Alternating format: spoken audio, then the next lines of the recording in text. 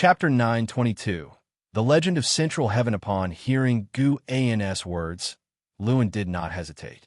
He firmly said, "Even without my cultivation level, I will find a way to take revenge.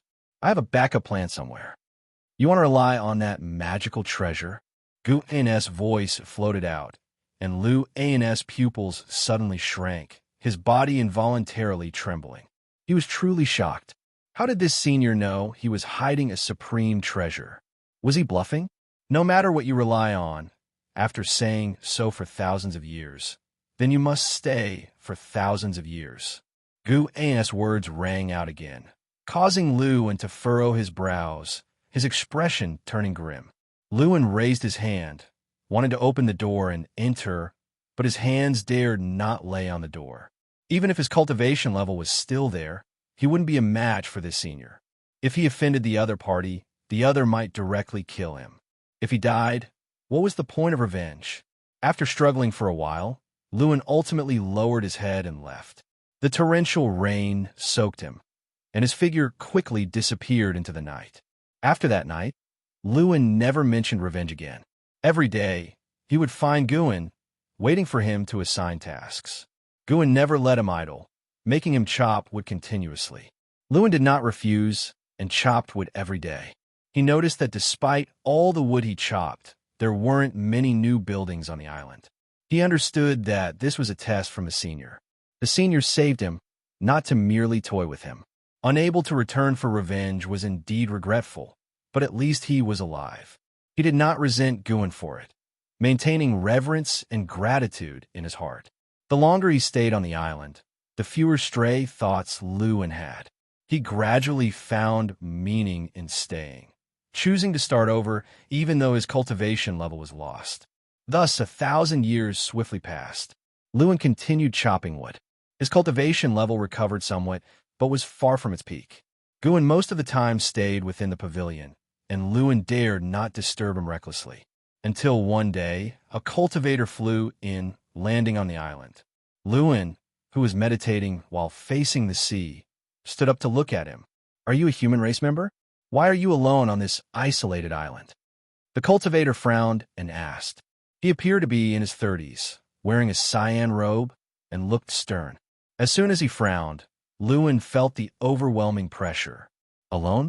Lewin couldn't discern the other's cultivation level. His intuition told him that the person before him was stronger than anyone he had met, excluding the senior on the island. Such a formidable presence couldn't sense the senior's existence. How high must the senior's cultivation level be? "I crossed space, was severely injured, and lost my cultivation level, resting on this island," Lewin answered, not revealing the presence of Guan.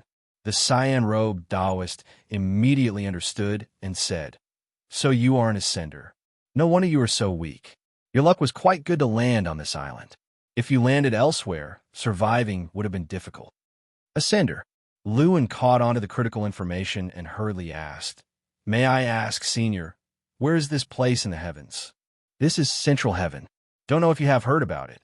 Over the long years, there have always been cultivators from the lower realms ascending. Nowadays, the world is not peaceful. Staying on this island can be a blessing." The cyan-robed Taoist answered. Lewin felt as if struck by lightning, eyes wide open. Central Heaven. He had heard of this place from an elder. It was said Central Heaven was an immortal realm every cultivator aspired to reach. Only by ascending to Central Heaven could one hope to join the immortal class. The greatest wish of that elder was to ascend to Central Heaven. He actually arrived in Central Heaven. No wonder the spiritual energy here was so abundant. The cyan-robed Taoist slightly shook his head, then took out a secret manual and tossed it onto the beach. He leapt, turning into a sword light and disappearing into the sky. Lewin snapped back to reality, picking up the secret manual. Supreme Qi Absorption Technique. Lewin read the words on the cover, secretly amazed that the human race's language in Central Heaven was the same as in the realms he came from. The word supreme made him feel something extraordinary. He showed a hint of delight, as if obtaining a treasure, turning to head back to his residence. Over the past 1,000 years, with constant repairs, his residence now had 2 stories. He lived on the 2nd floor, with the 1st floor storing exotic treasures he collected, most washed ashore by the sea, considered rare material by him. That term marked the passing of 10,000 years. 10,000 years later, Central Heaven was still dominated by the human race. All beings of heaven and earth feared humans who were insatiably expanding their territory, leaving nothing but massacre in their wake. The territory of the demon race was surpassed by the human race for the first time, especially with the supreme demon god seeking out demon race great powers everywhere. More human race cultivators passed through the Wushishi continent, while demon beings grew scarcer. Even disciples confined to the continent could sense the dire world trend. Human race cultivators' arrogance was thinly veiled, felt even in conversation. By now, humans firmly believed themselves to be the masters of heaven and earth. Guin stood on a cliff, gazing towards distant cities. At the present, a human cultivator was lecturing at the Taoist field of the beginningless. This was the first instance of such a situation. Though Wushiji disciples were inwardly uncomfortable, they refrained from showing it. An innate golden immortal dares to lecture. Those disciples truly have patience. Shunjun came beside Guan, remarked in amazement. Now all 2nd-generation disciples had achieved innate golden immortal status, and exceptional disciples from each generation had as well. In total, there were over 100 innate golden immortals within the beginningless, a remarkable number, making it a powerful force among the 3,000 great worlds. What of it? Even among those of the same realm, it's worthwhile to listen to others' Taoist techniques. Everyone's path is different. If someone is willing to lecture, it's a good fortune, Guan lightly chuckled. Today his mood was fine as he decided to abolish Lu An's cultivation level and begin teaching him cultivation anew. In comparison to millions of years, the years Luan wasted were insignificant. You earlier said that humanity would decline at its zenith. Can it be considered at its peak now? Shenzhen turned to observe Gu An's profile, curiously asking. Guan lifted his head to gaze at the celestial vault, replying, "It can be considered so. Soon, an astonishing battle will erupt, marking a turning point for Central Heaven." Hearing this, Shunjun showed an expression of anticipation, wondering if the immortal gods would intervene. At dusk in the courtyard, Senior, Luan trembled all over, painfully looking at Guan. Even his resolute spirit was filled with resentment at this moment, as Guan had again, with a sweep of his sleeve, dissipated his cultivation level. The supreme chi absorption technique was far more powerful than his previous cultivation technique. The progress of millennia made him very happy, but today, all was for naught. If Guan did not permit him to have a cultivation level, why didn't he say so earlier? Must he toy with him? That was millennia of work. Just like that, gone. Luan clenched his fists, eyes red, glaring at Guan. Guan sat on the steps, leisurely, with both hands on the ground, smiling. Your cultivation technique is too inferior. How about I teach you how to cultivate? If you find any errors, ads pop up, ads redirect, broken links, non-standard content, etc., please let us know report so we can fix it as soon as possible. Chapter 923. Battle with the Demon God. Hearing Gu An's words, Luan, who was previously angry, froze for a moment as immense joy quickly enveloped his heart. The grievance of 10,000 years of effort dissipating vanished entirely, and he instinctively wanted to kneel before Guan, but he hesitated just as he bent his knees. He carefully observed Guan, and under the twilight, Guan's face was obscured by the eaves, making it difficult for him to discern his exact expression. Could this be yet another jest? Guan said leisurely, "Before you came to Central Heaven, your cultivation technique was already a mistaken path. You should have felt that once you get angry, it's very hard to control your emotions. You think there's another force manipulating you, but in truth, no one is plotting against you. It's just that your cultivation technique is flawed. It was a trap from the start. As for the supreme chi absorption technique, Its creator will fall soon, and all who are bound by cause and effect with it will suffer the punishment of heaven. Counting this way, I've actually saved you 3 times. Lewin widened his eyes, his expression shifting between gloom and brightness. After a moment of thought, he knelt on the ground and kowtowed heavily toward Gu and the great grace of the senior. This junior will never forget. Lewin bowed his head, speaking in a deep voice. Guin carelessly replied, I saved you, taught you, not for repayment, just out of interest. No matter how great your achievements will be in the future, they have nothing to do with me, and you must not reveal our relationship. Just pretend this never happened, understand? Lewin lifted his head, looking at Guin with confusion. Why does this sound like a scene between Master Pewdie and Sun Wukong? Lewin thought secretly. Even after spending so many years together, he still didn't know how to respond, as he still couldn't grasp Gu An's personality and couldn't gauge Gu An's likes or dislikes. In daily life, Guin always smiled gently, but when abolishing his cultivation level, he wouldn't hold back, and it was always very sudden. As Guin raised his right hand, Lu An's body shrank in fear, instinctively wanting to retreat. Just as he steadied his posture, Guin pointed his index finger at him, immobilizing him entirely, with different figures manifesting and changing stances in his widened pupils. Just like that, Lewin embarked on a brand new cultivation path. Guin created a set of unique cultivation techniques, divine skills, escape skills, and more for him. His days became enriched, filled with passion and vigor. Lewin cultivated on the beach, accompanied by the sun and moon. Immersed in it, time flew by quickly. After receiving Gu An's true teaching, Lu An's cultivation speed far surpassed before, completely dispelling the dissatisfaction in his heart. Compared to his current cultivation, everything from before was not worth mentioning. In the blink of an eye, 1,000 years passed by. On this day, Lewin was cultivating beside a sea turtle, facing the sea, when suddenly he opened his eyes, frowning. He looked toward the far end of the sea horizon, seeing the celestial vault gradually turning red, and the wind between heaven and earth was intensifying, with spiritual energy becoming restless, making him feel uneasy. The sea turtle beside him opened its eyes, protruding its head and extending its neck, seemingly trying to see what exactly was happening far away. Unfortunately, with Lu An's cultivation level, he couldn't detect the source of that terrifying aura. After watching for a while, he closed his eyes, intending to continue his cultivation. But the aura from afar grew increasingly overwhelming, preventing him from calming his heart, with fear and uneasiness in his heart intensifying.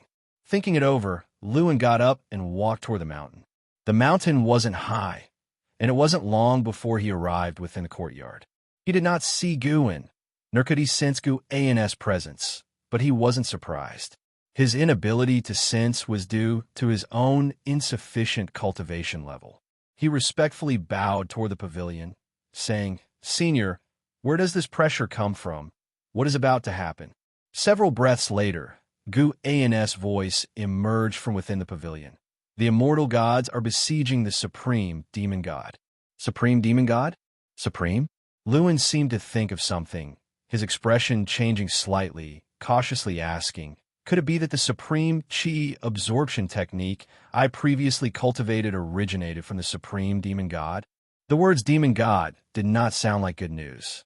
He also remembered Guin saying that all those bound by cause and effect with the creator of the supreme chi absorption technique would suffer the punishment of heaven.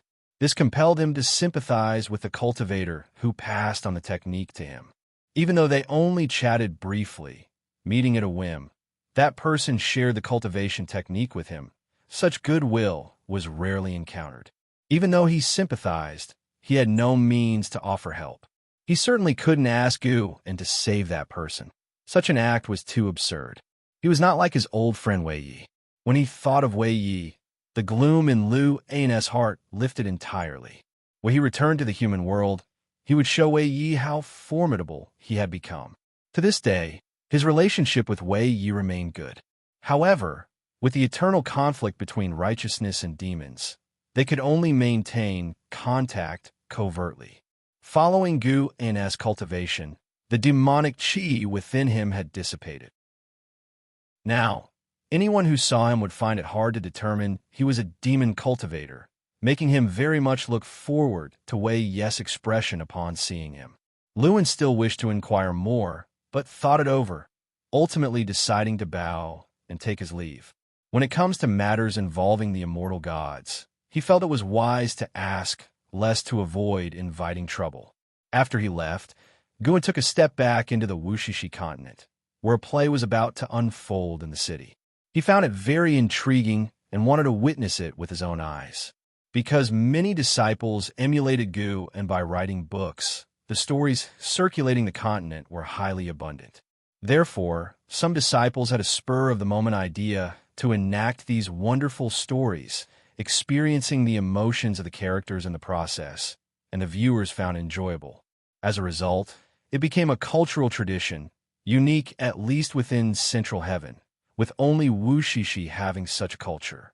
The battle between the immortal gods and the supreme demon god was earth-shattering, with the battle's overwhelming pressure constantly spreading, eventually covering the entire Central Heaven. Above the clouds, Li Xuanmiao and a group of immortal gods gazed down at the great battle unfolding below, the land engulfed in rolling dust, with lightning intersecting everywhere, and gales howling, as if there were a great dragon whirling around. Upon closer inspection, one could vaguely see more than 10 interwoven figures. At the edge of the battlefield stood towering figures, with a celestial Tao golden light forming a grand formation, isolating this battlefield. Though the ground was sinking, it did not extend to the mountains beyond the formation. That Prince Taihao is so powerful. I remember he's the youngest son of heaven, right? Yes, indeed the most junior son of heaven. But for him to earn the name, Taihao reflects the emperor's high regard for him. Not only is Prince Taihao formidable, but those immortal gods are also very strong. Judging by their coordination and divine skills, they seem to come from the same immortal sect. Looks like the supreme demon god will end here. The immortal gods in the clouds discussed, while Li Xuanmiao fixated on the rolling dust below, his pupils reflecting the posture of the supreme demon god wielding the demon soldiers. For some reason, Li Xuanmiao felt a sense of unease, as if something dreadful was about to occur. At this moment, a purple light emerged from deep within the dust below, and immediately the entire world darkened. The surprised immortal gods instinctively looked up, soon fixing their eyes on the celestial vault above. Strange eyes filled the firmament, varying in size, yet each identical, with violet pupils, cold and enigmatic. If you find any errors, ads pop up, ads redirect, broken links, non-standard content, etc., please let us know report so we can fix it as soon as possible. Chapter 924.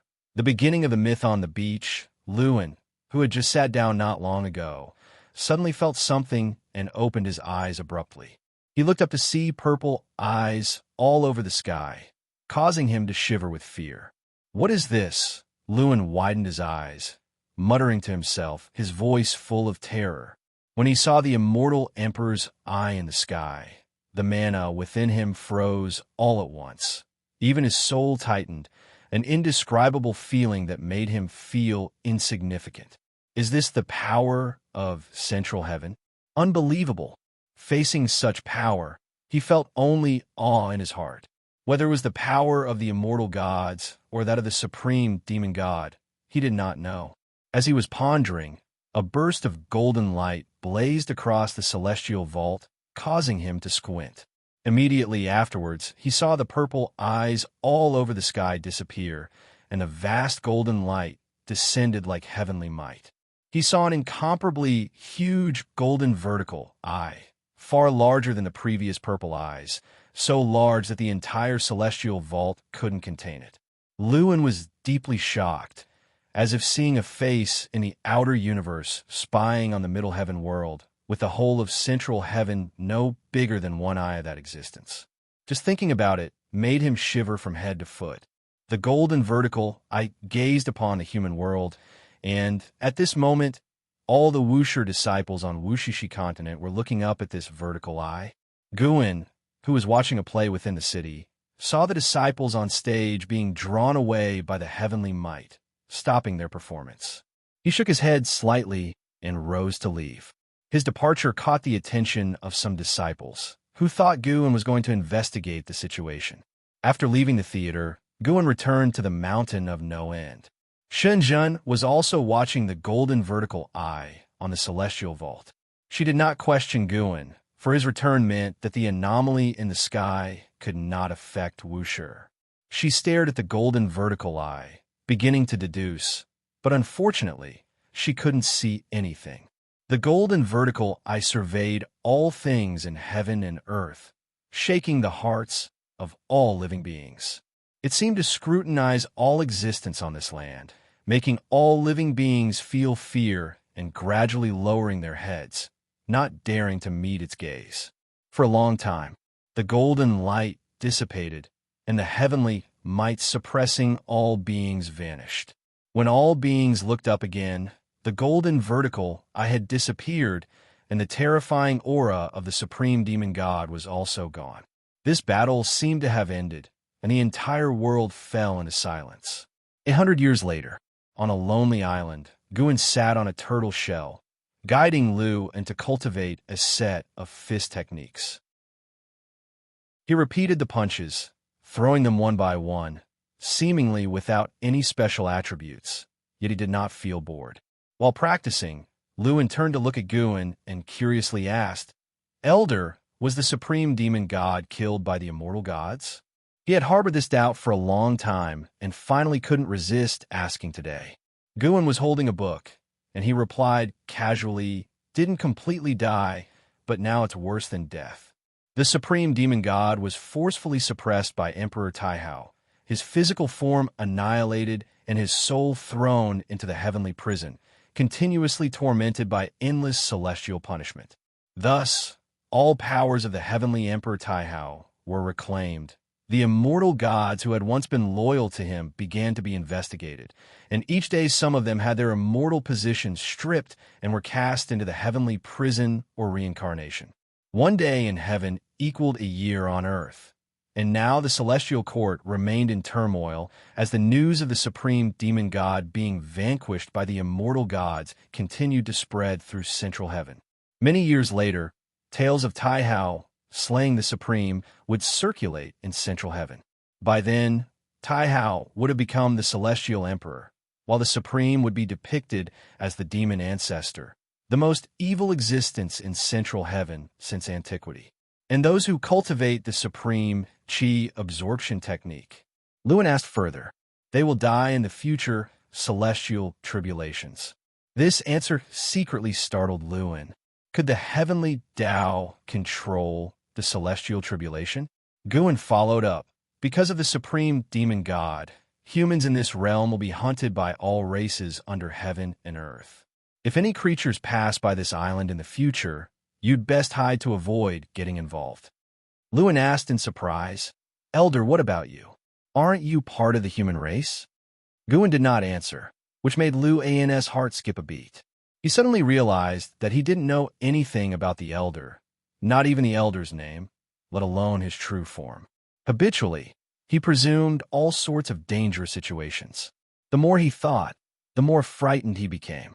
However, remembering that without Guan's help, he would have already been dead, he immediately let go of his burdens and focused on practicing his punches. This set of fist techniques seemed ordinary, but its sorcery was profound. With each circulation of the week of energy, his physique became stronger, filling him with anticipation for mastering this fist technique. The sea turtle beneath Guan poked its head out, stretching its neck and turning to look. Upon seeing Guan, it retreated back in fright. Luan secretly marveled at this scene. This turtle had powerful chi blood, which even made Luan feel alarmed. Yet, it was so timid that it wouldn't fight. Whenever it saw a living thing, it would retract into its shell. It truly was a curiosity. Previously, He thought this turtle was raised by the elder. Now, it seemed the turtle, like him, was trapped in this place. The sun shone brightly as the world, and its forces changed like the shifting clouds. Hundreds of years later, the news of the supreme demon god being annihilated spread completely, and the world entered even greater chaos as the demon race began slaughtering humans on a large scale. Although humans had high comprehension, their years of cultivation were far less than that of the world's great powers, and without the supreme demon god, they were unable to withstand the wrath of all living beings. In less than 1,000 years, humans were nearly exterminated. Fortunately, some immortal gods stood out in time, announcing to all living beings the prohibition of further killings of humans, thus putting an end to this catastrophe. Even with the warning of the immortal gods in place, the demon race still held profound apprehension towards humans and closely monitored them to prevent their resurgence. The practice of demons eating humans continued daily, albeit not on such a widespread scale. Rumble, thunderclouds rolled, and one bolt of heavenly lightning after another fell, striking the stormy waves, twisting the space above the ocean. A dark purple spatial rift appeared, growing rapidly, suspended between the sky and sea. Two figures stepped out from within, Zhang Buku and Suyu. The two moved forward in the air, with thousands of lightning bolts falling on them, unable to pose any threat. Suyu walked in air, looking around and raising an eyebrow, such a heavy, murderous aura. It seems central heaven just went through a calamity. Zhang Buku showed no expression. He wore a large robe, with hair reaching the robe's hem, looking more inscrutable than Suyu. It's the same old war between humans and demons. It seems central heaven is no different from the Great Thousand World. Zhang Buku spoke coldly. He once belonged to a half-human, half-demon race and held great disdain for the hatred between the demon race and the human race. He couldn't understand why two races capable of immortal cultivation had to keep slaughtering each other. Later, he ceased contemplating it. To him, humans and demons were the same. If they dared block his path, he wouldn't hold back. Where do we go next? So you turned to look at him, asking with a cheerful smile. After many years of cultivation in the underworld, their relationship had reversed, with Suyu now taking Zhang Buku as the backbone, acting according to Zhang Buku's will. If you find any errors, ads pop up, ads redirect, broken links, non-standard content, etc., please let us know report so we can fix it as soon as possible. Chapter 925, Inch Island. First, let's meet the great power of the demon race in this realm and see what they are capable of. Zhang Buku stared ahead, answering expressionlessly. Upon hearing this, Suyu's smile became even brighter as he eagerly anticipated Zhang Buku showcasing his strength now. He wanted to see if Central Heaven, known as the center of the heavenly Tao, could withstand Zhang Buku's brilliance. The two stepped forward into the air, their figures started to shimmer, constantly moving, and soon disappeared beyond the celestial vault.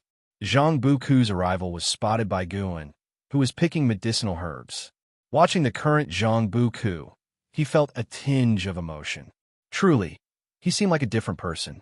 The Zhang Buku now possessed the demeanor of a great power and carried an intimidating aura. After the conclusion of the battle between immortals and demons, the Nine Nether Emperor was severely wounded, yet the Celestial Emperor bestowed him a chance. The cost was the Celestial Court beginning to take over the underworld. As Central Heaven developed, the Celestial Court also attacked the underworld, establishing the order of ghosts and gods. This time Zhang Buku came to Central Heaven as a rightful representative of the underworld to spread the Tao, leaving behind the legend of the 6 paths of reincarnation. As long as he didn't go too far, the immortal gods wouldn't stop him. If the future remains unchanged, Zhang Buku will become an ancient myth of Central Heaven, his name to be remembered forever. Regardless of how one sees it, Zhang Buku is considered to have attained the Tao. Guan no longer needs to be so concerned for him. It's worth mentioning that Zhang Buku has already found his father Zhang Chuanxiu in reincarnation. Unfortunately, Zhang Chunqiu has gone through countless cycles of reincarnation and no longer remembers him. Now, he's trying to find a way for Zhang Buku to recall the memories of that lifetime. Senior brother Zhang. Who would have thought we'd have the chance to meet again? Guan spoke to himself, a smile on his face as images from long ago surfaced in his eyes. The ghost mother of ephemera, curious, asked, Senior brother Zhang? Master, do you have other senior brothers? All along, she only heard Guan acknowledge Li Ye as his senior brother. Now hearing of another senior brother Zhang naturally piqued her curiosity. Yes, I have 3 senior brothers. Back then, along with senior brother Li Ye, the 4 of us were menial disciples in the profound valley of the outer Taishan sect. Guan began to recount the past. The story was plain, yet to the ghost mother of ephemera, it felt very heartwarming. Zhang Chunqiu was steady, Liu was cold.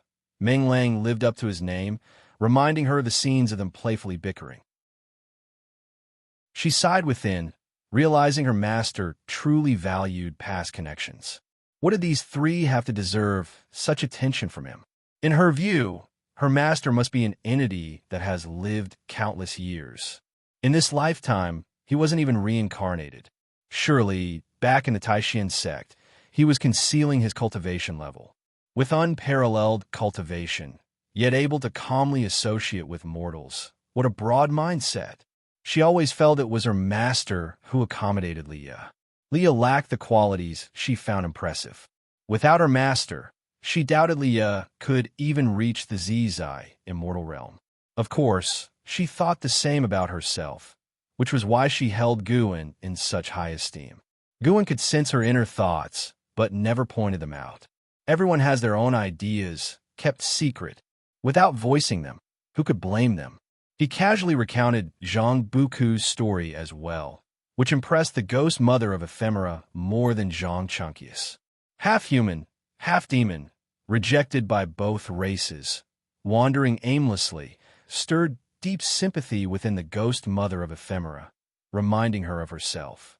So, Zhang Buku came to Central Heaven and even resurrected your senior brother? She curiously asked. Guan nodded with a smile. She sighed.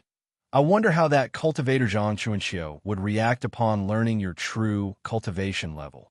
Imagining herself in her master's shoes, she realized he truly had great patience, a quality she should learn. The 2 conversed as they continued collecting medicinal herbs. Once Guan finished harvesting herbs, he left alone, with the ghost mother of ephemera watching him leave with a basket in hand. Guan walked leisurely through the fields, continuing into the forest until he reached the isolated island where Luan resided. He walked down the mountain path, seeing Luan cultivating on the beach. Setting all else aside, Luan's attitude towards cultivation greatly satisfied him. With perseverance and constant effort, along with a Saint Tao intent, how could Luan not become remarkable? Guan came to the side of a sea turtle and reached out to stroke its shell. Though the turtle seemed afraid of him, it never left the island. Luan thought it was trapped, but in reality, it chose to stay. Perhaps Guan's Tao intent made it feel that staying would bring Fuyuan. Though the turtle couldn't speak, its spiritual intelligence was not shallow, harboring its own thoughts. Do you think I should name this island? Guan spoke suddenly, startling Luan, who opened his eyes and turned to look at him. Luan's gaze was filled with resentment. Guan always appeared unpredictably, impossible to detect. Though had been startled before, each time left his heart trembling. He worried that more shocks like these might lead him to demonic possession. Despite feeling wronged inside, he didn't dare express it, following Guan's words and suggesting, "How about Inch Island?" Guan found amusement in the name, but appeared puzzled, asking, "Why the name Inch?" "Because you resemble Master Beauty. And aren't you forbidding me from revealing your name?" Thinking to himself, Luan awkwardly replied, "It just came to mind. Inch is good. Within an inch lies the world. Within an inch is the Great Tao. The Great Tao is vast, yet can also be small. From now on, this island shall be called Inch Island." Guan smiled gently, laughing lightly. He wasn't afraid of coincidental names. Chinese mythology should be fictional. Even if there were real figures, they couldn't be that powerful. Otherwise, how could the great infinite demon ancestor toy with Earth so easily? Noticing Guan agree to the name, Lu An's expression turned peculiar. Continue cultivating. Make the most of your time. Don't wait till you leave, then regret not cherishing the present. Guan said lazily, then turned to walk in another direction. He planned to fish on another part of Inch Island. Here, fishing was truly fishing. He was growing fond of this island. He didn't intend to inform the Wushiji disciples of the island's existence, wanting a place to be alone. Watching Gu An's back, Luan thought this island would become a holy land someday. He stopped pondering, continuing his cultivation. The senior was right. He had to seize the time. Even if 1,000,000 years felt far off, he didn't want to miss the chance. Since following Gu and in cultivation, he realized this 1,000,000-year journey wasn't torment, but a rare opportunity hard to come by again. 1,000,000 years later, Wei Yi should still be alive. Maybe Wei Yi would become a leader of the righteous Tao. Then, when he sought Wei Yi out again, he would surely surprise him greatly. The mere thought of it made Lu Angwang's mouth curve upwards uncontrollably. If you find any errors, ads pop up, ads redirect, broken links, non-standard content, etc., please let us know report so we can fix it as soon as possible. Chapter 926. Emerging from nowhere after the supreme demon god was annihilated, Central Heaven entered another high-speed development phase. The celestial Tao destiny continued to rise, and every few years, astonishing new beings were born. After experiencing a great massacre, the human race's destiny was severed. Countless human cultivators died during the celestial tribulation. In terms of talent, each generation was weaker than the last, transforming a once powerful race that struck fear in all living beings into something weak. Because of this weakness, the demon race lowered their guard and no longer focused on the human race. An internal competition began within the demon race. The 7 demon emperors of the demon race each occupied territories, recruited soldiers, and expanded their forces rapidly. As the number of demon soldiers increased, their territories bordered each other, inevitably leading to conflicts. Thus, internal strife began within the demon race. In this grand context, great powers started to establish other races, with the human race's former might still fresh in their memories. Taoist techniques began to flourish, various races were born, and the entire world presented a vibrant vitality. Years flew by like a shuttle. The 10,000,000-year period for Lu and arrived. Now he had achieved the level of heaven-encompassing free immortal, just one step away from an innate golden immortal. Such a rapid breakthrough speed was indeed swift. Most importantly, his understanding of the great Tao had surpassed the majority of innate golden immortals. In the future, his path of cultivation would only become smoother. On this day at noon, Luan was summoned to the courtyard by Gu and Lu and did not see Guan in the courtyard. He looked at the tightly closed door, his face darkened, having already prepared mentally. He took a deep breath, stood before the door of the pavilion, and paid his respects respectfully. The 10,000,000-year period is up. You should go back now. Gather your things. Gu An's voice floated out from inside the pavilion, the tone calm. Luan immediately knelt down and kowtowed heavily 3 times towards the pavilion. He raised his head and asked, "If I ascend to Central Heaven in the future, may I visit Inch Island to see you? If you can find it, you can naturally come." Hearing Gu An's words, Luan beamed with a smile. He turned and left, his face full of vigor. After these millions of years of cultivation, he had been completely reborn, not just in cultivation level, but in character as well. After the time of 1 stick of incense, Luan, having packed his belongings, stood in front of his building. Looking at the building that had accompanied him for millions of years, his eyes were full of reluctance. After you go back, don't be so extreme, don't trust others too easily, and definitely don't stray off the right path. A voice came from behind him. He saw a blue-robed youth with a turtle shell on his back approaching. The youth had a handsome face, fair skin, like a scholar, exuding an elegant aura. He was the timid sea turtle who took human form millions of years ago and became extremely close to Lu and had shared all his experiences with him. Luin turned to the blue-robed youth and laughed. Xuanwu, you better wait for me. The next time we meet, we must settle who's superior.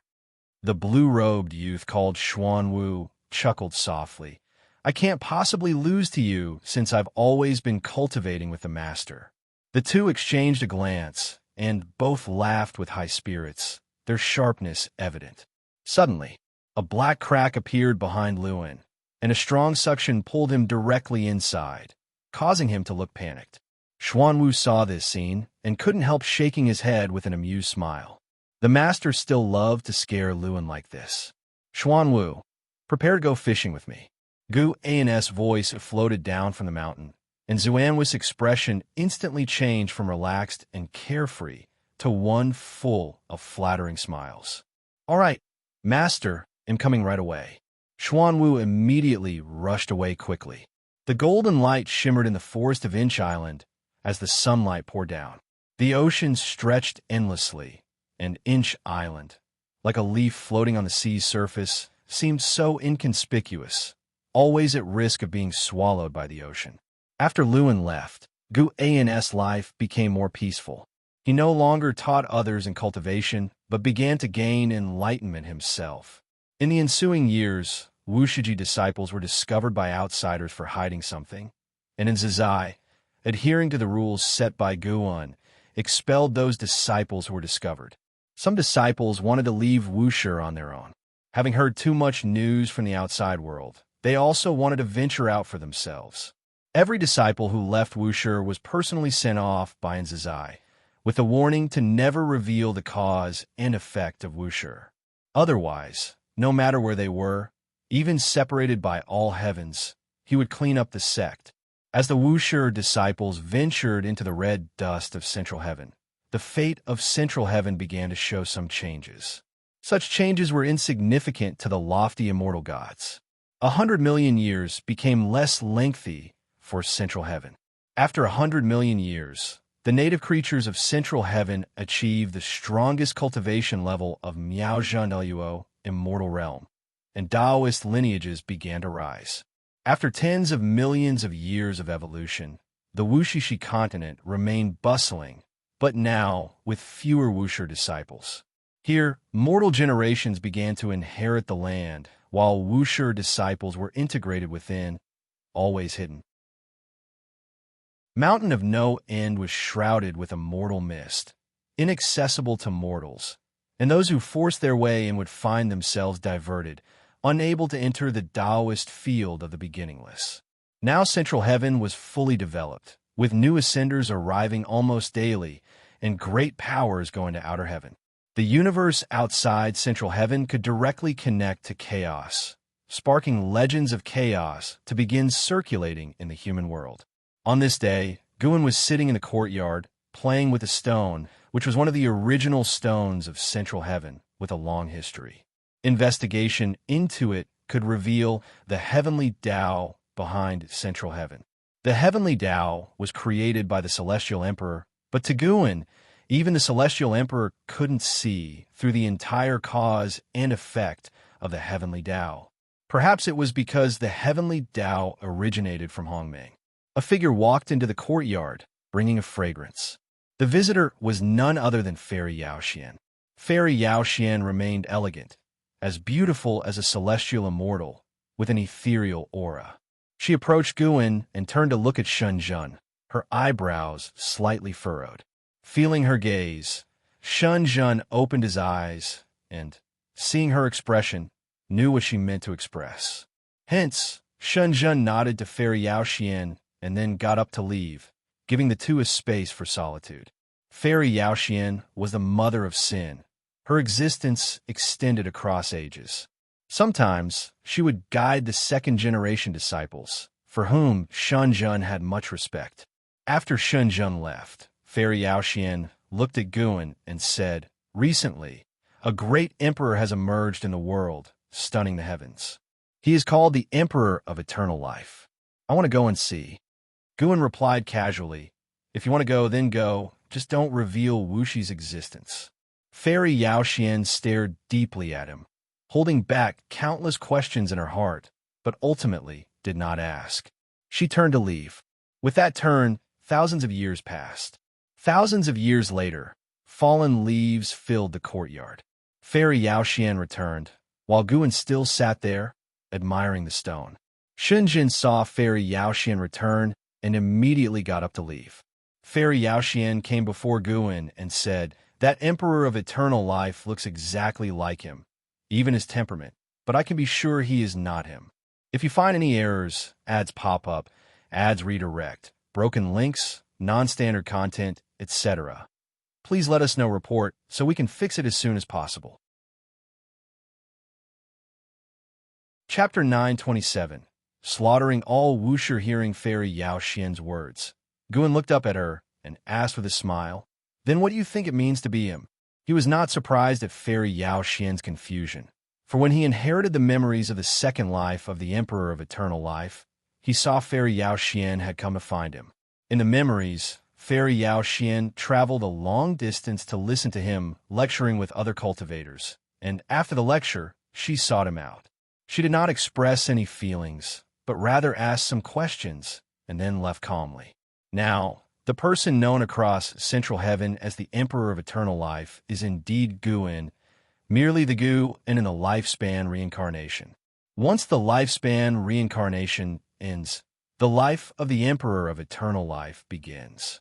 As long as Gu and does not appear before the Emperor of Eternal Life, this reincarnated life will become true. Fairy Yao Xian looked at Guin but did not answer. Only her eyes showed some lingering resentment. Guin tossed the stone in his hand to her and said, this stone is one of the original stones of Central Heaven, containing the true essence of the heavenly Tao. By scrutinizing it, you may realize the wonders of the great Tao creating the universe and the world. Perhaps you can find the essence of your own existence through it. Fairy Yao Xian looked at the stone in her hand, her brows furrowed. This stone looks so ordinary. Can it truly help comprehend the heavenly Tao? Guin stood up and said with a smile, the Emperor of Eternal Life you desire is in your heart. Is that not enough? Originally, you did not live for someone. You also have your own Tao-seeking goals, do you not? Having said that, Guin stepped forward, brushing past her shoulder. Fairy Yao Xian lowered her head, and after Guin walked out of the courtyard, she clenched the stone tightly in her hand and turned to leave. The Emperor of Eternal Life is renowned throughout the world, his prestige immense, but to Central Heaven, he is not yet the most dazzling existence. As Guin walked down the mountain road, he could hear the name most frequently mentioned by the beings on the continent. A dragon. Dragon Emperor. This was the first dragon born in Central Heaven, born full with the Tai-Ching golden immortal realm perfection, its dragon might vast, causing countless races to feel instinctive fear. This dragon also has an associated magical treasure, a dragon spear. Having been born for less than 10,000 years, it crossed into the heaven-opening Daluo immortal realm, achieving Miaozhan Daluo immortal in less than 100,000 years. Compared to Central Heaven's history, it is still very young, but it is already ranked among the top in the world. The Dragon Emperor is very arrogant, having already declared he will become the strongest in Central Heaven.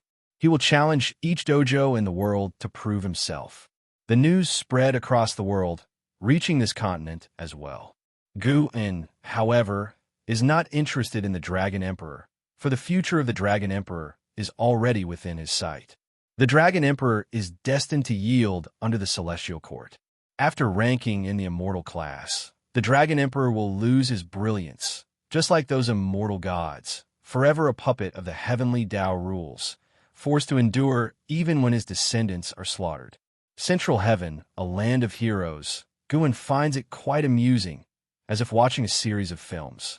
Though he will not partake in worldly conflicts, should outsiders attempt to destroy the Wushishi continent, he would strike, for should the disciples be forced to take action, they would undoubtedly expose their cultivation level. In these circumstances, the continent gradually spread tales of immortals, with the mountain of no end shrouded in immortal mist, preventing outsiders from entering. Unconsciously, rumors arose saying an immortal mountain, inhabited by immortals, concealed within a mist. The Wushiji disciples discovered the ancestor protecting the continent, making them more relaxed, for as the central heaven spirits grew stronger, they also feared strong enemies invading, forcing them to reveal their true cultivation. With the ancestors' protection, they can exert themselves without worry. Some disciples even started crafting legends of the ancestor. No one dared mention the name of Ancestor Master Wusher, but stories of immortals based on his experiences spread widely across the continent. To date, 3/10 of the disciples have left the continent, and most disciples left of their own will. Guan saw some Wushiji disciples establishing schools, successfully gaining a foothold in Central Heaven.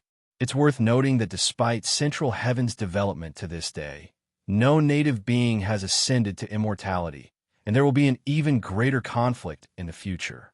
Though the supreme demon god has cast a shadow over Central Heaven, the destruction he brought was not much. The human race flourished despite his ferocity, without any powerful force treating the world as a chessboard for conflict. Tao Emperor, are you finally unable to hold back? Guan muttered to himself, a smile of anticipation appearing on his face. Amidst the vast immortal mist stood a towering peak. At its summit lay a courtyard, where Wu Xie, dressed in black, was practicing before a great cauldron.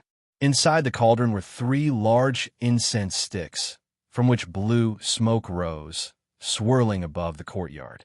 Wu Xie frowned deeply. A faint golden pattern appeared on his forehead, and his mana began to escape, with a Dharma aspect manifesting. The Dharma aspect bore a domineering demeanor, radiating an unrivaled aura.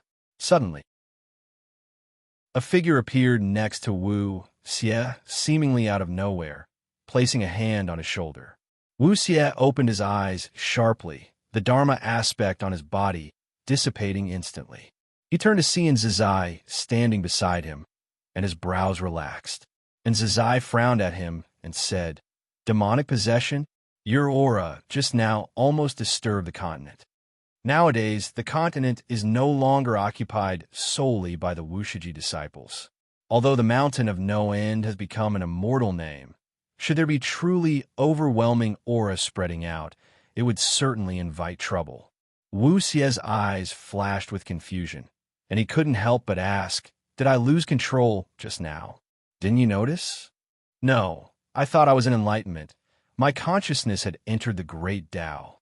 It seems your enlightenment took a wrong path." And Zizai said seriously. In terms of cultivation level, he was currently slightly weaker than Wu Xie. But if it came to a fight to the death, he had absolute confidence to defeat Wu Xie. Wu Xie also thought the same of him, so Wu Xie always listened earnestly to his opinions. Wu Xie looked up at Zizai and asked, "Ancestor, can you tell me what happened to me just now?" And Zizai did not conceal anything, explaining everything he saw. After listening, Wu Xie raised his hand to touch his forehead, his heart full of doubt. And Zizai looked at him, also feeling a sense of amazement. The ancestor once said that Wu Xie hid even greater cause and effect. What could it possibly be? Though Zizai was curious, he did not inquire, for he was powerless to address it. He hoped Wu Xie would find the root by himself.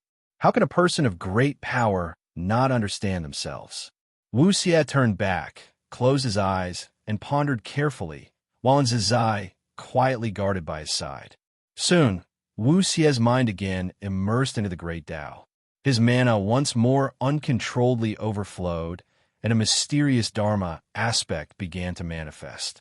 And Zizai watched this Dharma aspect, his eyes full of vigilance. This Dharma aspect's form was unlike Wu Xie's. He was puzzled in secret. Who is this? Seeing Wu Xie's aura grow stronger, and Zizai had to act again, waking Wu Xie. As soon as Wu Xie opened his eyes, he showed a look of terror. He looked up at Zizai and said with a trembling voice, "Ancestor, I seem to have caused trouble." He's coming to find me and want to slaughter all of Wushi. If you find any errors, ads pop up, ads redirect, broken links, non-standard content, etc. Please let us know report so we can fix it as soon as possible. Chapter 928. Heaven Sent Providence. Who? So arrogant? And Zazai's face suddenly turned gloomy, for someone dared to threaten Wushi, which was the greatest insult to him. Who dared to boast they would slaughter all of Wushi? In his heart, there was no fear, only anger. Wu Xie tried hard to calm himself. Recalling, he said, I also don't know who he is. He is a Taoist emperor. He forced me to accept his power. I felt something was amiss and refused.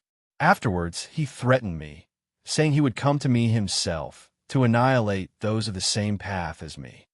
Those of the same path made Wu Xie think it referred to fellow disciples of Wushi. And Zazai pondered for a moment and said, Come with me. We will go see the ancestor. Upon hearing this, Wu Xie was about to speak but stopped himself. Though he seldom communicated with the ancestor, what he cared about most was the ancestor's opinion of him. And Zazai said solemnly, This matter is no longer just about you. It's trouble for the entire Wushi. Don't delay important matters for the sake of saving face. After hearing this, Wu Xie immediately stood up and took a deep breath. Thus, the two left the mountain peak, heading to the mountain of no end to find Gu in Fr. Ewebnov. L.C. OM, however, Guin was not at the mountain of no end, so they could only wait for his return outside the courtyard. They waited for several days. When Guin returned, and Zazai was the first to welcome him. Don't worry, you continue cultivating. I will personally handle the trouble for Wushi. Guin said with a smile, leaving Zazai slightly stunned. Before Zazai could respond, Guin stepped forward and entered the courtyard. Wu Xie watched Guin walk past him, instinctively opening his mouth. Ancestor, that person is a Taoist. He hadn't finished speaking when he saw Guin raise his hand, signaling him to stop speaking. He could only pause, staring blankly as Guin entered the courtyard. Once Guin's figure disappeared from their sight, Wu Xie turned his head to look at Zazai, his face full of bafflement. And Zazai, however, smiled and said, Then continue cultivating. This shows that all the cause and effect of that person is within the ancestor's view. Saying this, and Zazai's eyes were filled with expectation. He wanted to see the scene where that arrogant person knelt before the ancestor to beg for mercy. Wu Xie had always known the ancestor was strong, but exactly how strong he wasn't sure. Yet the feeling the mysterious Taoist emperor gave him sent chills through him. With his current cultivation level facing that Taoist emperor, he couldn't muster any resistance, as if he was confronting the great Tao itself. Is it really okay? Wu Xie thought anxiously, frowning deeply.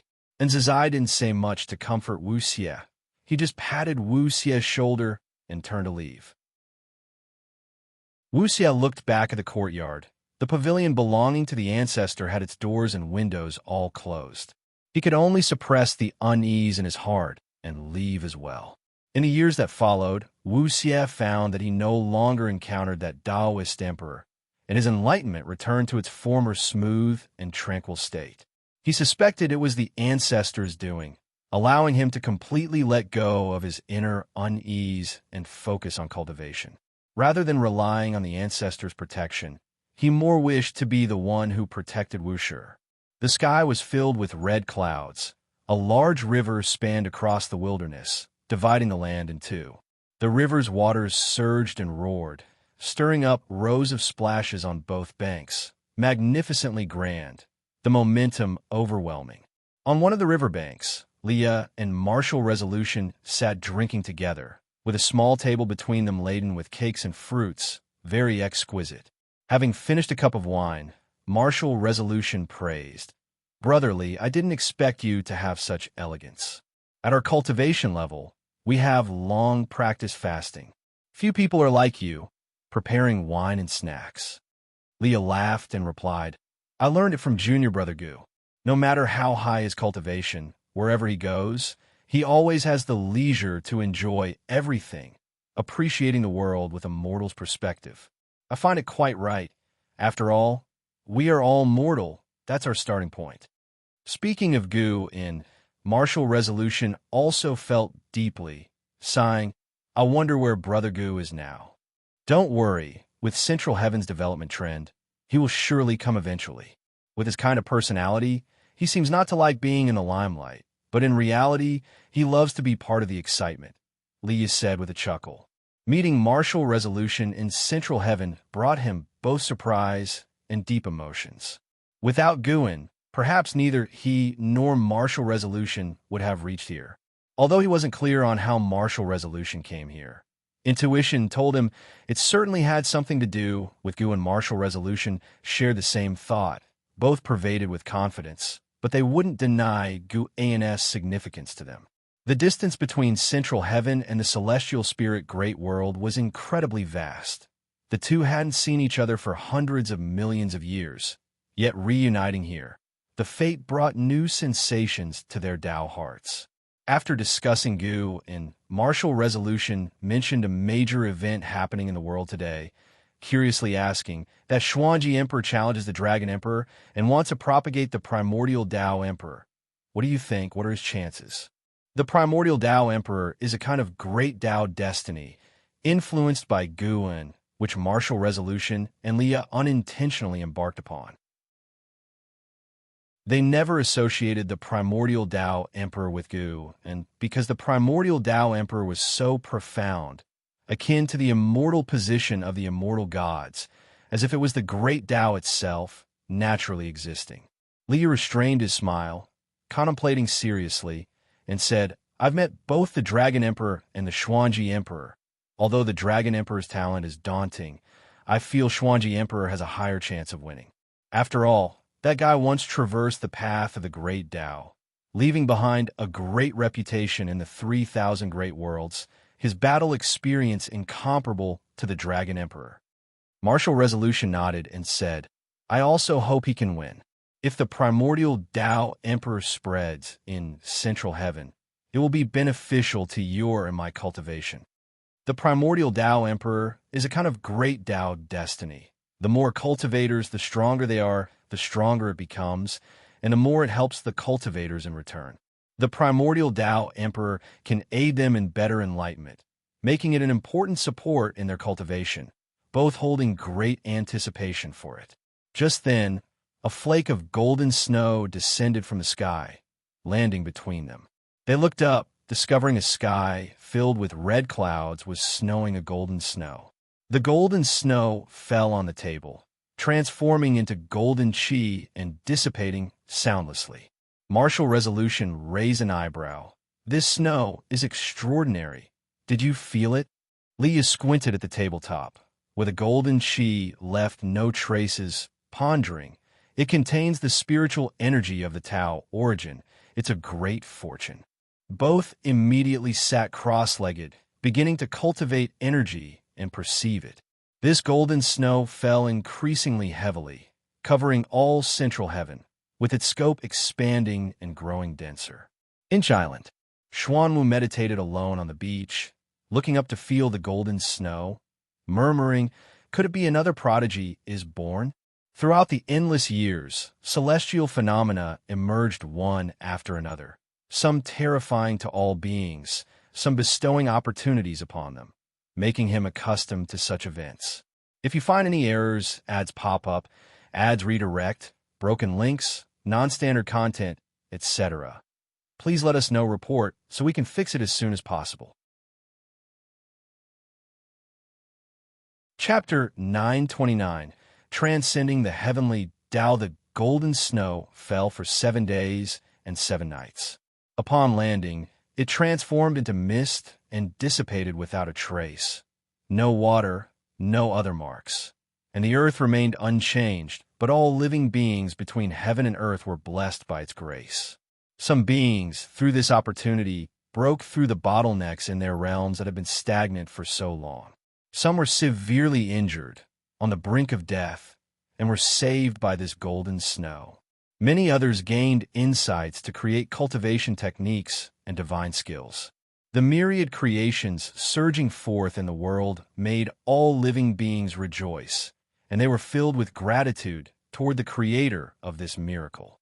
In central heaven, every being bathed in the golden snow knew a name: True Yuan Ancestor. This true Yuan Ancestor did not call out to all living beings, yet this name emerged in their hearts, and they could even glimpse his blurred silhouette. Because of this miracle, the true Yuan Ancestor instantly became the supreme great power in the hearts of all beings, for throughout history, no great power has ever bestowed such a miracle on all living beings.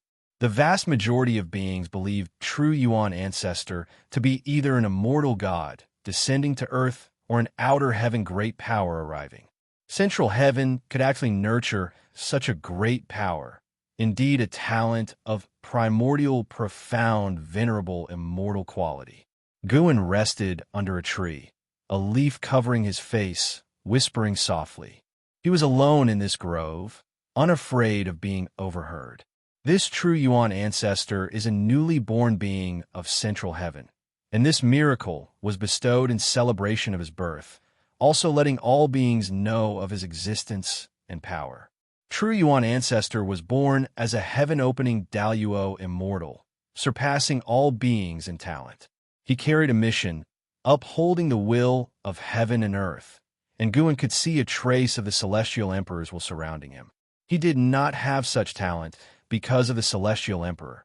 Rather, it was his extraordinary talent that attracted the celestial emperor's attention.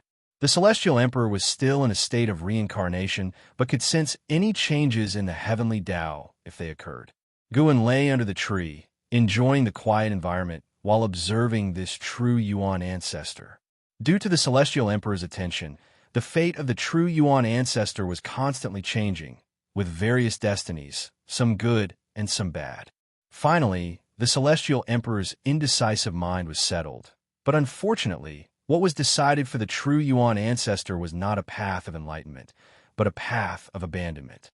Guin felt sympathy for the true Yuan Ancestor, but with no personal ties, he would not help him. He pondered the relationship between the celestial emperor and the heavenly Tao, wondering if the celestial emperor had never become a saint because of too deep an obsession. The celestial emperor's desire to control the myriad things of the heavenly Tao was exceedingly strong. Although he seemed to be above all, distant from all beings, in reality, the fate of all beings lay in his hands. Even though Guin had attained sainthood, he found that the holy Tao was not fixed. During the growth of his lifespan, he contemplated the different paths to sainthood. Even as a saint, he could not help others achieve sainthood. The primordial Tai true saint transcends even the great Tao. Every saint is equivalent to an entirely new great Tao, a stronger great Tao. Observing the path to sainthood is about observing how to create the great Tao. True Yuan Ancestor is the greatest talent in the history of central heaven, but the future may not be so. Guin watched True Yuan Ancestor, peering into the myriad things of all beings, seeing things even the celestial emperor could not see. The heavenly Tao creates heavens and earth. Heavens and earth create living beings, and among these beings hides a power that surpasses the heavenly Tao. This is a very deep force, not caused in effect or destiny, but an enigmatic power. This profound power gives all beings the hope to transcend the heavenly Tao. Guin immersed himself, entering the consciousness of the heavenly Tao. To him, the heavenly Tao now posed no obstacle. He could enter the heavenly Tao itself, see everything within it, and even access every corner of the heavenly Tao. In the valley, long willows with pink petals swayed in the wind, countless petals danced, and colorful butterflies circled.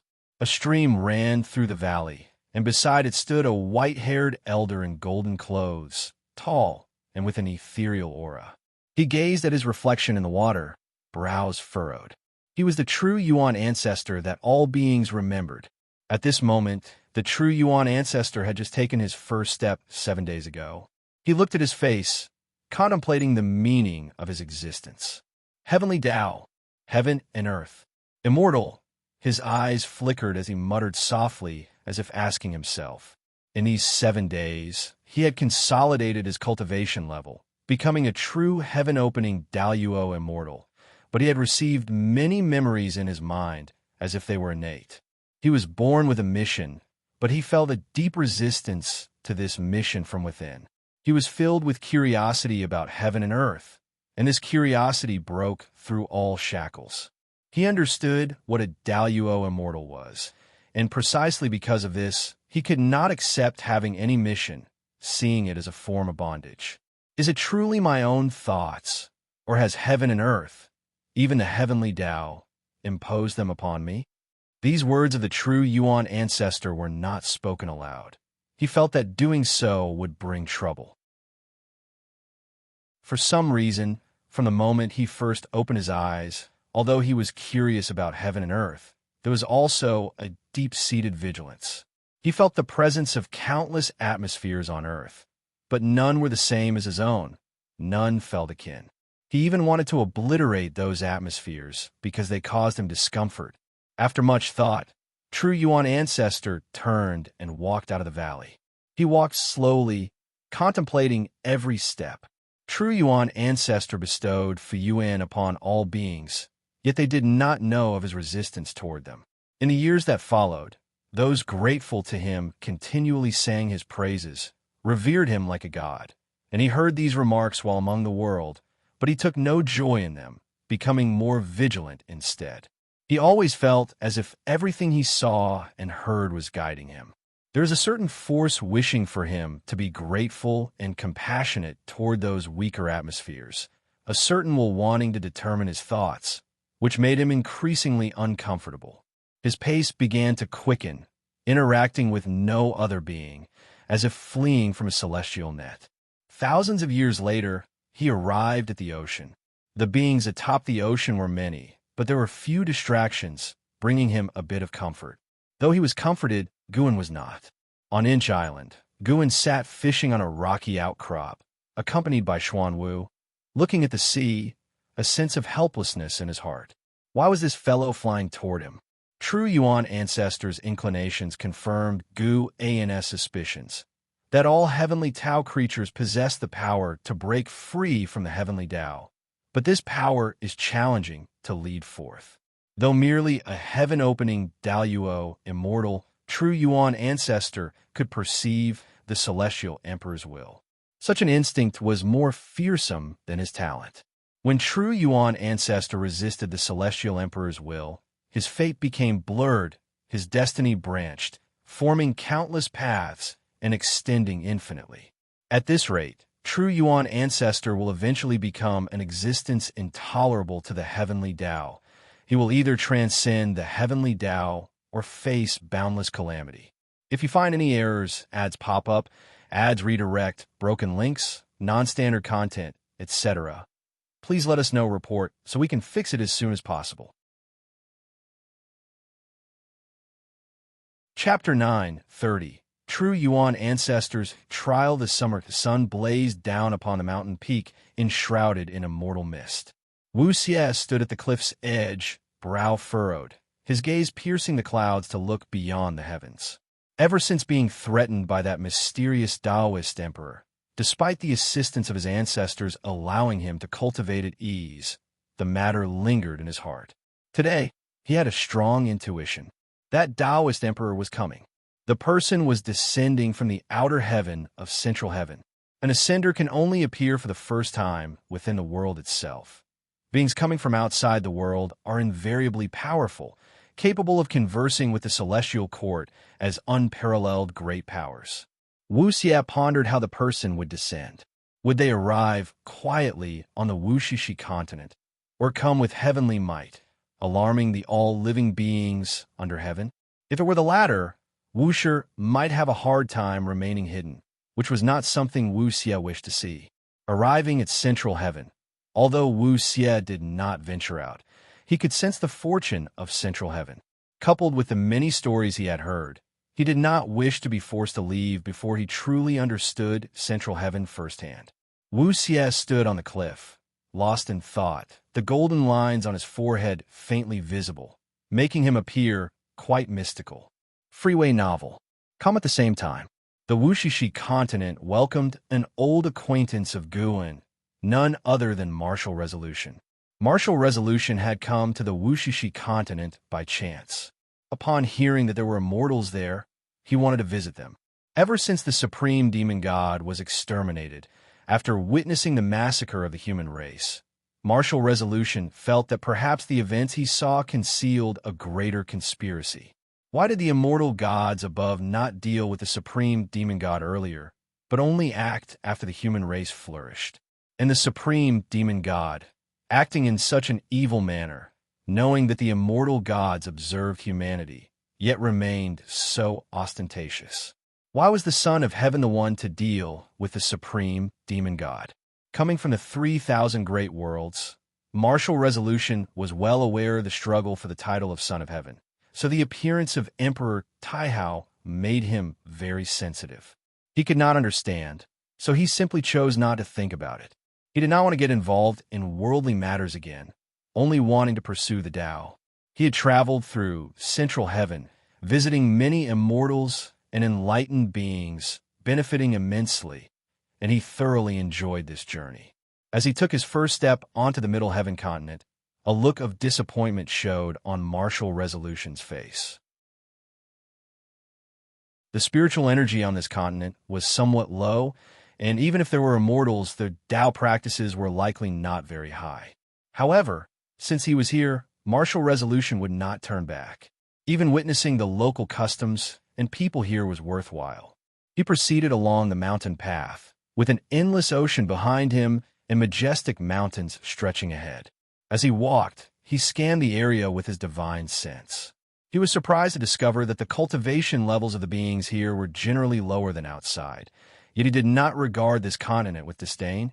Rather, it piqued his curiosity even more. Despite the generally weaker beings, they managed to live in harmony, which was not commonly seen. In Central Heaven, the law of the jungle was prevalent, so why hadn't stronger beings come to occupy this land? Although Central Heaven was vast, as more powerful beings arose, the land without a master naturally became scarce.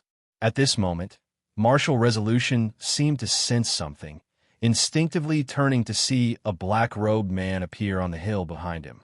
This black-robed man, with disheveled hair, resembled a ghost. He was barefoot, holding a bone staff in his right hand, embodying darkness itself. Merely standing there sent chills of terror through Martial Resolution. Now close to the heaven-balancing golden immortal realm, even Martial Resolution felt his hackles rise when faced with this person. Martial Resolution frowned, subconsciously wanting to inquire of the other person. But the black-robed man took a step forward, directly crossing over to stand in front of Martial Resolution. The two were less than 20 centimeters apart, their eyes meeting. Martial Resolution's pupils dilated abruptly, and he instinctively wanted to step back, yet he was enveloped by an unimaginable sense of oppression, unable to move. Martial Resolution saw the icy killing intent in the other's eyes. Primordial Tao, Emperor? Foolish, but your cause and effect are not simple. For now, they'll spare you. Get lost, where you will be buried along with the all-living beings of this continent. The black-robed man said coldly. As the words fell, Martial Resolution breathed a sigh of relief, stumbling back a few steps, fear etched upon his face. The black-robed man snorted coldly, turning into a black wind that swept past Martial Resolution. Martial Resolution instinctively turned to look, only able to see him disappear into the distant forest, unable to trace his movements. Buried? Martial Resolution recalled the man's words, his heart pounding in terror.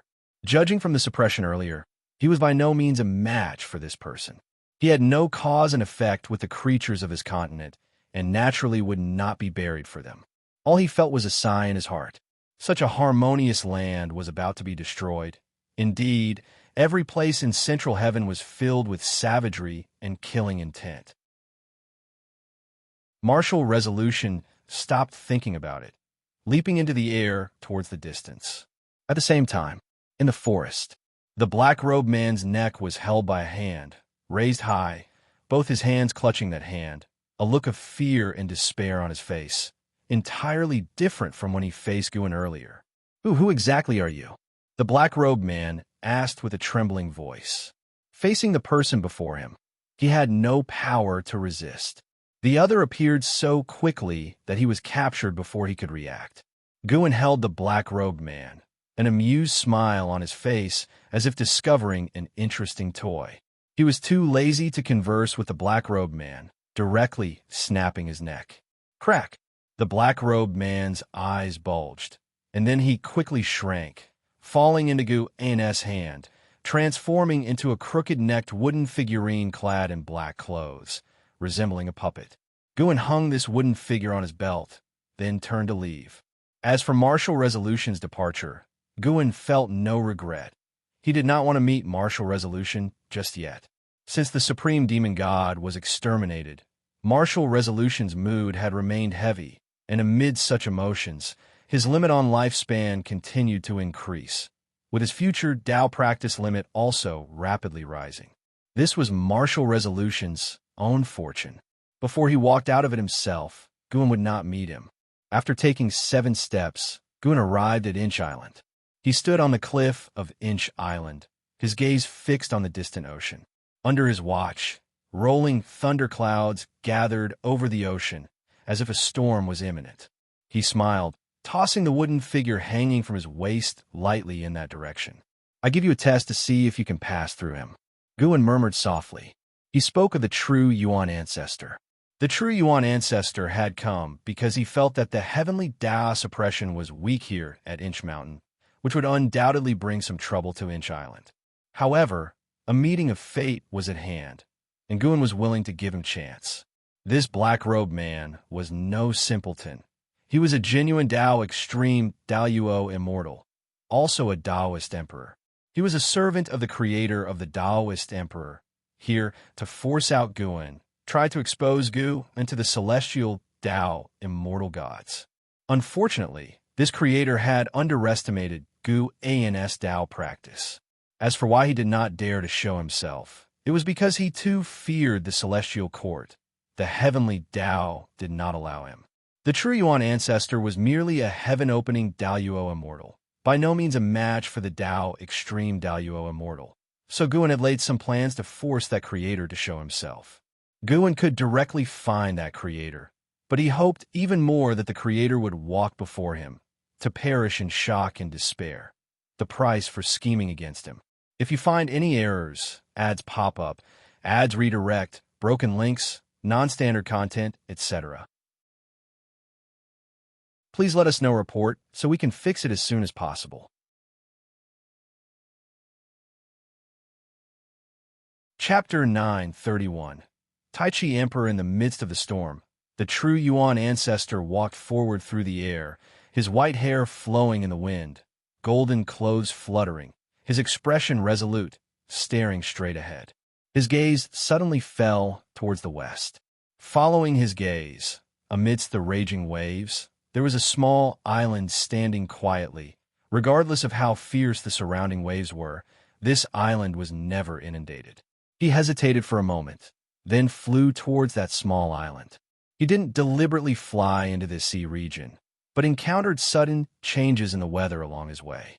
At first, he didn't pay attention, but later he couldn't fly out of this sea region, realizing that he might have inadvertently entered a forbidden area set by the rules of heaven and earth. There are many such forbidden areas created by the rules, causing creatures to lose direction or to sink into decadence and rot, with effects that vary. Having traveled extensively, the true Yuan ancestor remained calm, believing he could break through with his abilities. However, reality was not what he expected. After a long time without being able to break free, the true Yuan ancestor became cautious.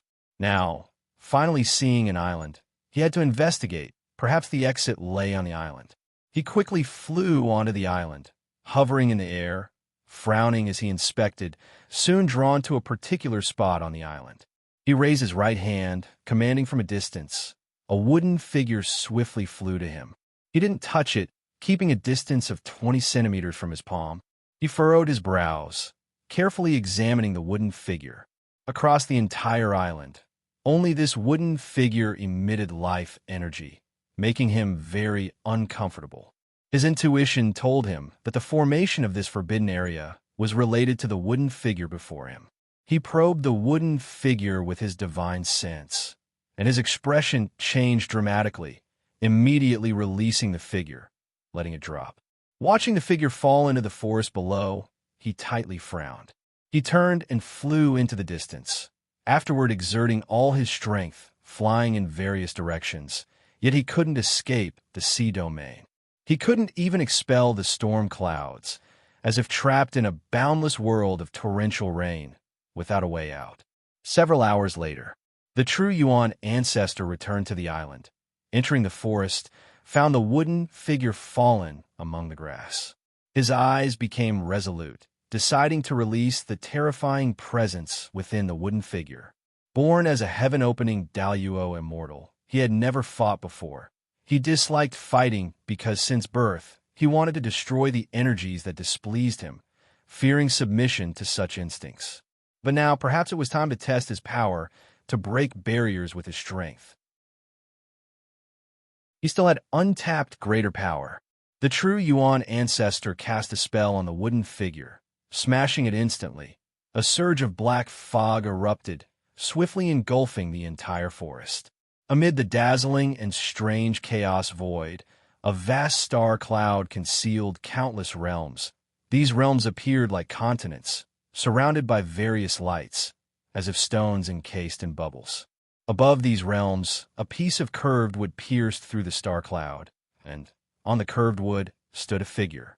This was a man dressed in a dark red robe, his features youthful and handsome, hair black and white intertwined, loosely draped, surrounded by multicolored streams of air, causing his robes to gently flutter.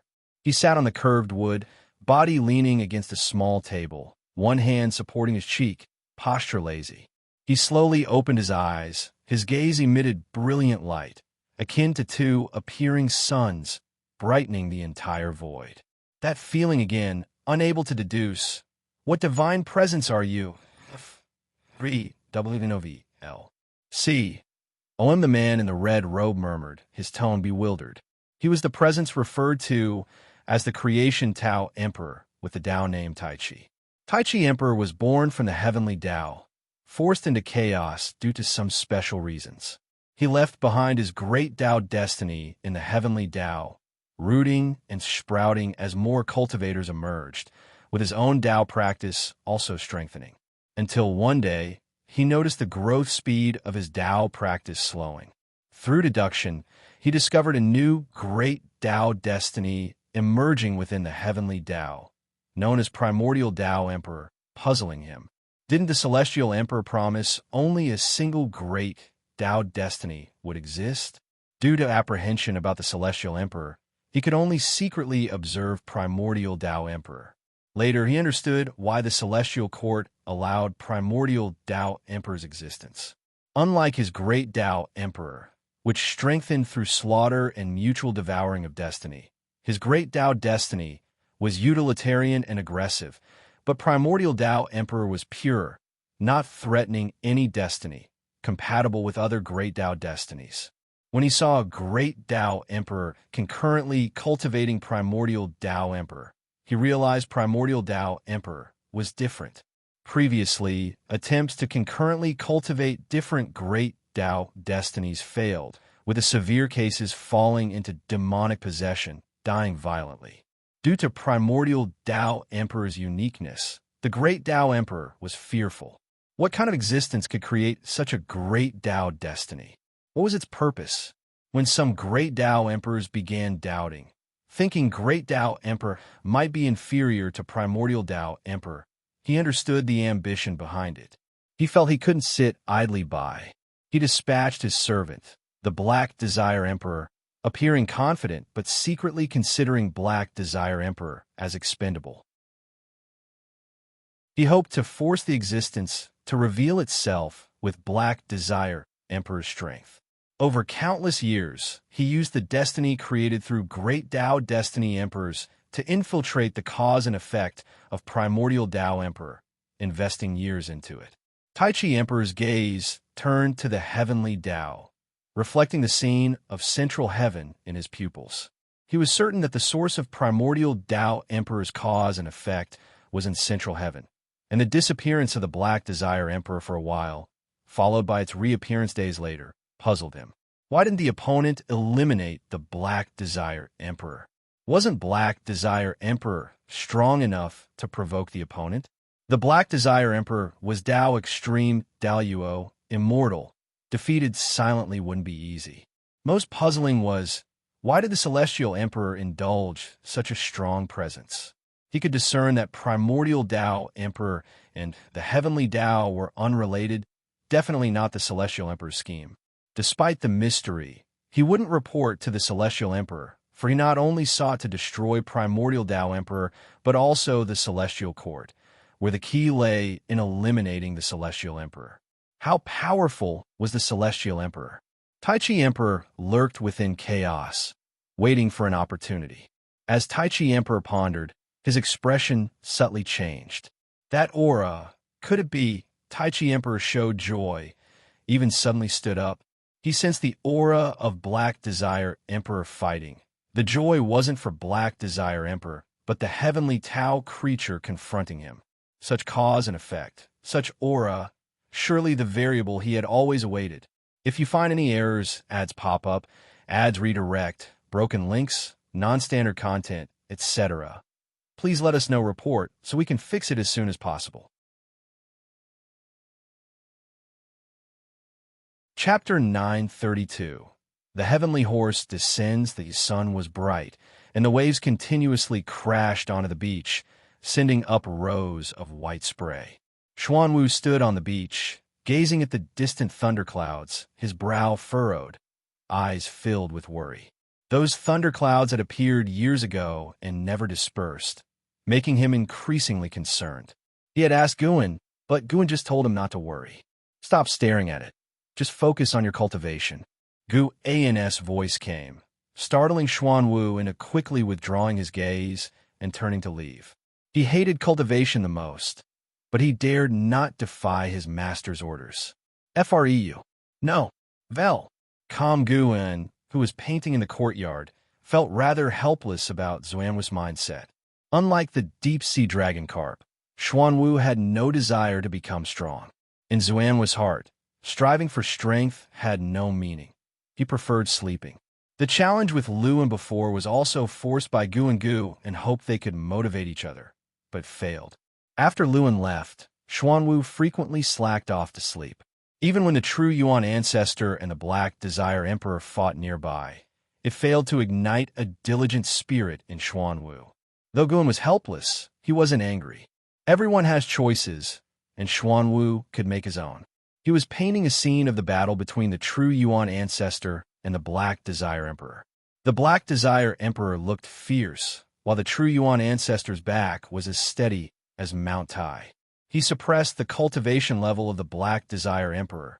As the true Yuan ancestor grew stronger, the restrictions on the Black Desire Emperor weakened, so the battle was very intense, with both sides going all out. The reason he painted here was to wait for another presence. The Tai Chi Emperor of the creation, Tao Emperor. He had already seen all the causes and effects of the Tai Chi Emperor, knew everything about him, and knew that the Tai Chi Emperor would soon descend, ready to capture the true Yuan ancestor. Guan painted while watching the battle, feeling quite leisurely. He now increasingly understood the feelings of the Celestial Emperor.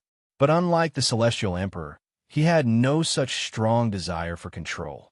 Even towards his disciples, he never forced them to stay by his side, nor cared for the so-called power. Whinny. Suddenly, a loud whinny echoed across the sky, causing Xuanwu, who was dragging himself towards his cultivation site, to look up. Immediately, his eyes widened as he saw a glorious golden rainbow appear on the distant horizon. On that golden rainbow galloped a magnificent, large white horse. This horse also had a pair of dragon horns on its head. Clearly having reached the Tai Chi golden immortal realm, its aura surpassing all creatures in the world, giving him an indescribable sacred feeling, making him have the urge to worship. Guin also looked up and saw a figure standing on the head of that white horse, exuding the aura of an immortal god. This reminded Gu of ancient myths, where the offspring of immortal gods would descend to the lower realm to frolic wantonly, without ill intentions yet bringing disaster to the human world. This immortal god's figure was the offspring of a supreme immortal, riding a heavenly horse from the celestial court, wanting to see the legendary central heaven.